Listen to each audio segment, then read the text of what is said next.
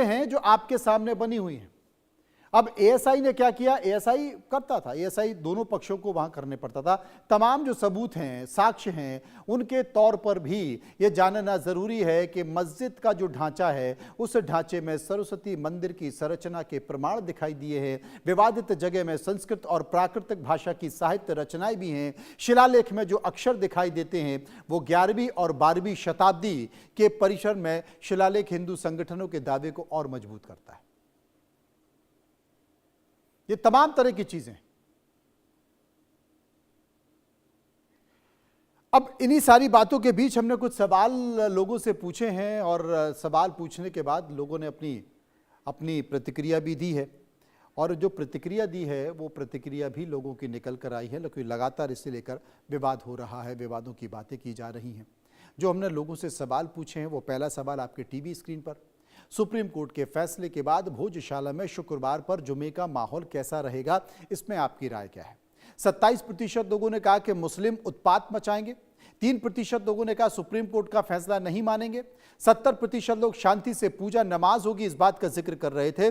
सर्वे का दूसरा सवाल जो हमने लोगों से पूछा कि बसंत पंचमी पर हिंदू मुस्लिम दोनों धर्मों को सुप्रीम कोर्ट ने पूजा और नमाज की अनुमति दी है, आपकी राय? 15% लोगों ने कहा भाईचारे के लिए जरूरी है, 51% लोगों ने कहा दोनों धर्मों का सम्मान जरूरी है, 30% लोग पहले भी ऐसा हो चुका है इस बात का जिक्र कर रहे थे और 4% लोग कह रहे थे कि हम इस पर कह नहीं सकते। एक और सवाल, क्या मुसलमान जबरदस्ती भोजशाला को मस्जिद बता रहे हैं, जबकि इसमें एएसआई को हिंदू धर्म से जुड़े कई साक्ष्य मिल चुके हैं? 21% लोगों ने कहा भोजशाला मंदिर है और भोजशाला मस्जिद है, इस पर कोई राय निकल कर नहीं आई है, लेकिन मुस्लिमों को कब्जा छोड़ देना चाहिए, 58% लोगों ने कहा है और 21% लोग कुछ भी इस मसले पर कहना नहीं चाहते थे।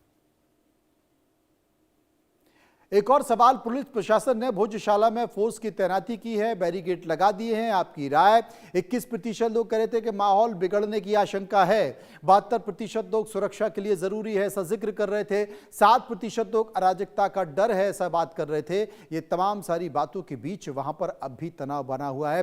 पांचवा सवाल कि कल बसंत पंचमी पर भोजशाला में माहौल बिगाड़ने की कोशिश हो सकती है, आपकी राय? 18% लोग हां कह रहे थे, 7% लोग ना कह रहे थे, 69% लोग शांति रहेगी ऐसा कह रहे थे और 6% लोग कह रहे थे वहां पर कुछ भी हम नहीं कह सकते कि क्या होगा, क्योंकि वहां पर संवेदनशील हालत बने हुए। हिंदू समाज ने तो अपनी प्रतिक्रिया जाहिर कर दी है, लेकिन मुस्लिम समाज अभी भी शांत बैठा हुआ है। आचार्य राज मिश्रा इस वक्त हमारे साथ बने हुए, हिंदू धर्मगुरु हैं। मोहम्मद उस्मान मुस्लिम स्कॉलर मेरे साथ मौजूद हैं। मोहम्मद उस्लाम से मैं पूछना चाहूंगा, उस्मान साहब, भोजशाला को लेकर आपकी प्रतिक्रिया। सुप्रीम कोर्ट ने कहा है कि सूर्योदय से लेकर 1 बजे तक मुस्लिम पक्ष जुमे की नमाज अदा कर सकता है और उसके बाद फिर माफ कीजिए, सुबह से लेकर 1 बजे तक हिंदू पक्ष वहां पूजा करेगा, 1 बजे से 3 बजे तक मुस्लिम पक्ष नमाज अदा करेगा और उसके बाद परिसर को खाली कर देगा और उसके बाद फिर 3 बजे से लेकर और शाम तक सूर्य अस्त तक हिंदू वहां पूजा करेगा, आपकी राय?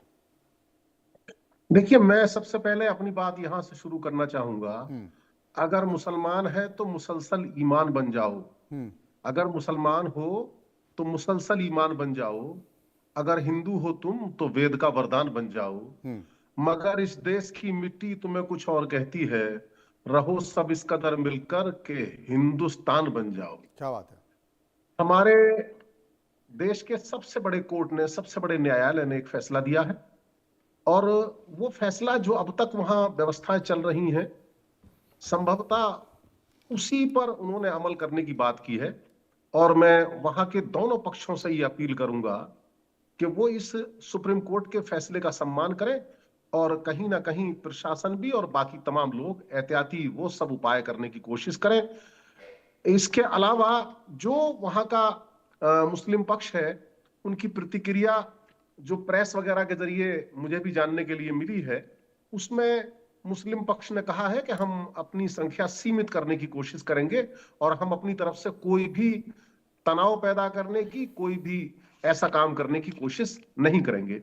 तो मैं यही उम्मीद करूंगा कि वहां पर सब कुछ शांति के साथ हो जाएगा और जिस तरह की परंपरा वहां चल रही है वो परंपरा ठीक उसी तरह से बरकरार रहेगी।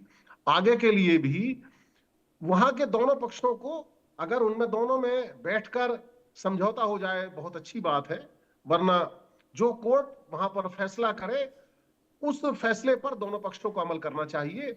हाँ, कोर्ट को लेकर किसी की भी अगर गलत बयानबाजी होती है तो ऐसे लोग नहीं चाहते हमारे देश में शांति हो, उन लोगों के खिलाफ कार्रवाई होनी चाहिए, उन जी पर सख्ती भी होनी चाहिए। जी एक और खास बात मैं कहना चाहूंगा, ये मैं विवाद की नजरिए से नहीं कहना चाहता, अलबत्ता हमारे देश में ऐसे बहुत सारे उदाहरण हैं जहां बिल्कुल मंदिर और मस्जिद बराबर बराबर बने हैं। जी कानपुर के शुक्ला तालाब में मंदिर मस्जिद बिल्कुल एक जगह बने हैं, वहां कोई विवाद नहीं है। जब से बने हैं दोनों आपस में, वहां के लोग एक साथ अपना अपना काम करते हैं, वो अपनी पूजा भी करते हैं, वो नमाज भी पढ़ते हैं।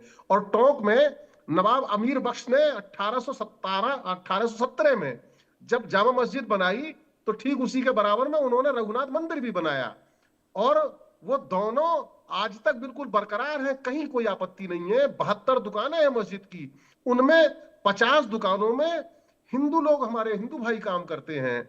मंदौर में भी इसी तरह का उदाहरण है, वहां तो मंदिर जो है जैन मंदिर भी है, मस्जिद भी है, ये एक ही, और माता का मंदिर भी है। तीनों चीजें वहां एक जगह है और कहीं इस बात को लेकर उनमें तनाव पैदा नहीं होता। और हरियाणा के गांव में मंदिर भी है, मस्जिद भी है, गुरुद्वारा भी है। मैं इन उदाहरणों को इसलिए रखना चाहता हूं कि हमारा पूरा देश एक ही रहना चाहिए, और जब हमें इस तरह के अच्छे उदाहरण सब जगह मिलते हैं तो कहीं ना कहीं हम इस तरह के प्रयास करने की बात करें कि वो विवाद पैदा ही ना हो। अगर कहीं कोई वो विवाद पैदा ही खत्म नहीं हो हुआ। भी जाए, आचार्य शांत राज हो मिश्रा गया, मेरे तो साथ कोई मौजूद उठाने हैं, की उनको भी कोशिश सुन नहीं लेते की हैं। जाए। आचार्य राज मिश्रा जी, आप क्या कहेंगे? ये मैं बड़ा स्पष्ट कहूंगा कि ये बात कहने में टीवी पे बड़ी सुंदर लगती है और सुनने में भी थोड़ी देर तक बहुत सुंदर लगती है, लेकिन तब सुंदर नहीं लगती है। मैं अपने साथ जो मौलाना मेरे साथ बैठे हुए मित्र, मैं उनसे पूछना चाहता हूं कि तब क्या हो जाता है साहब, जब त्रिम्बुल एक जिला है तमिलनाडु के अंदर और वहां पर जनसंख्या ज्यादा हो जाती है मुस्लिमों की, तो वहां कह दिया जाता है कि साहब हमारी धार्मिक भावनाएं आहत होती हैं, इसलिए मंदिरों के अंदर घंटियां नहीं बजनी चाहिए। मुझे लगता है, जब मैं उस विषय को सुनता हूं ना, तो मुझे लगता है कि मौलाना साहब का मुझे जो वक्तव्य है वो एक भाषण लगता है। मुझे तब मौलाना साहब का वक्तव्य एक भाषण लगता है जब मैं दुर्गा पांडालों पर या गणेश पांडालों पर पत्थर चलते हुए देख पाता हूं। मैं सत्य कहता हूं कि जब तक हिंदुओं की संख्या प्लेस में ज्यादा है तो वहां मंदिर और मस्जिद दोनों एक साथ हो सकते हैं, पूजन हो सकता है, नमाज हो सकती है, इसमें कोई दो राय नहीं मौलाना साहब, मैं इसको एक्सेप्ट करता हूं। और ये भारत में पॉसिबल है कि भारत में जब तक हिंदू पॉपुलेशन जो है वो ज्यादा है तब तक ये पॉसिबल है। लेकिन मौलाना साहब इसको अस्वीकार नहीं कर पाएंगे आप कि जहां पर पॉपुलेशन बढ़ती है, आप बेहतर उदाहरण पाकिस्तान का देख सकते हैं, आप बेहतर उदाहरण बांग्लादेश का देख सकते हैं, भारत के मैं कई जिलों की बात करूंगा जहां आप बेहतर उदाहरण देख सकते हैं, जहां ये भाईचारा मुझे देखने को नहीं मिलेगा। मैं चाहे पलामू की बात करूं जहां पर तोरण लगाने के लिए कोर्ट तक जाना पड़ता हो, चाहे मैं कर्नाटका के बहुत सारे क्षेत्रों की बात कर लूं, और चाहे मैं जहां की भी बात करूं, मैं जिस जगह का, अगर आप कहेंगे तो मैं उत्तर प्रदेश का एक जैन परिवार को घर की मतलब मूर्ति इत्यादि भी लेकर के जाना पड़ा, मैं उसकी बात कर रहा हूं। तो मुझे लगता है क्या ये बात आप टीवी पर तो कह पा रहे हैं, क्या ये बात ग्राउंड लेवल पर नहीं समझा पा रहे हैं?